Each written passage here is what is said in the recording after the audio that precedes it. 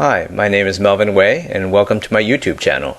This is day 0, upon which I baked a glass Pyrex dish full of California hill soil. I live in Southern California at 250 degrees Fahrenheit for 90 minutes. So that's well over the boiling point of water. On the top of the screen you can see bits of straw and wood and maybe even seeds or seed husks. And down here you can see the fine powdery stuff, the mineral soil that comprises most of the dirt around here.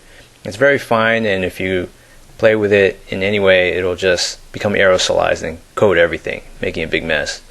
So I watered after I placed 7 American ginseng seeds in the side. I have a series on growing American ginseng, and this was one of the ways in which I thought maybe the seeds would have a better chance of germinating. So this is what the soil looks like after I've been watering it with 0.5% hydrogen peroxide to keep everything sterile, because I know there's some organic detritus on top, and if I just use regular water or even distilled water, it would just mold over within a few days. There's a lot of mold spores floating around in indoor environments such as this, so I wanted to keep things safe.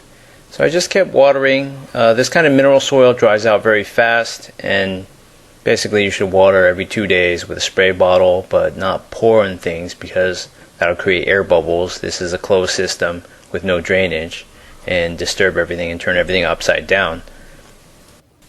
So 11 days later I noticed a speck of green at a distance, and when I came closer to inspect this, I realized there was a pair of cotyledons. Something had sprouted. At first I was really excited and I thought this was, American ginseng germinating, but the position was wrong, and this doesn't bear a resemblance to American ginseng leaves at all. Granted, these are cotyledons, so I'll really have to wait until the true leaves start coming out after this to figure out what kind of plant species this is. But this whole thing was a shocker because at well above boiling point for so long, I didn't think any plant seeds could survive. So on day 18, this is an example of the soil cracking from dryness. This happens pretty quickly within 2 days. It's just one of the properties of this kind of soil. And here's some close-up macro footage of my mystery plant. The leaves are bigger, the cotyledons, and the stem is sort of like that of a ground creeping weed or vine, although this soil is very loose at the edges because when I water it shifts everything around. So it's been hard for this plant to maintain any kind of structure, and sometimes it falls in the mud, then I gotta kind of wash the mud off the leaves.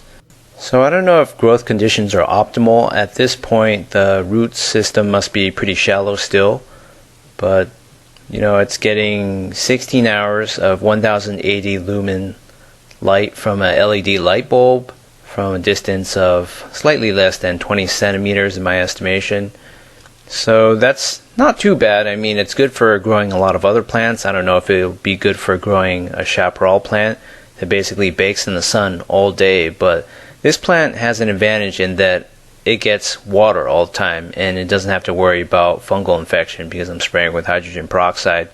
So I'd like to think that with all the extra water compared to the brutally dry environment outside, that this plant is having a pretty good time. So if you look at the center there, between the fork that produces the 2 cotyledons, the petioles, there's a true leaf coming out at the shoot apical meristem. Here I'm measuring the width of these leaves. Turns out to be about less than 4 millimeters. It's really hard to hold down because everything is so small and I'm zoomed in, so it's a little bit shaky, but there's been definite growth over the last few days. It's pretty warm inside these days, and as you can see the humidity is always on the low side, 42%. That's pretty typical. On day 20 you can see that the first true leaf has developed to a sizable extent, and I'll get some more close-ups of that. But first I want to talk about how there's a second plant of the same species germinating not too far away on the edge also. So I'm curious as to why this species has germinated twice on the edge of the bowl rather than in the center. I figure the center should be able to hold on to water because the edge is against glass and it's more aerated. As this thing wets and dries, this mass of soil, basically the edge should develop a lot of airspace. But when you initially water, I think the edge is wetter and the water gets down deeper on the side. So I'll need to see what happens in the following weeks and see if anything sprouts in the center, but for the time being there is some kind of advantage on being on the edge for these seeds, even though it seems like during the oven baking process it would be the hottest right next to the glass. So maybe there's some kind of sifting mechanism going on by which the seeds of this species tend to end up on the edges.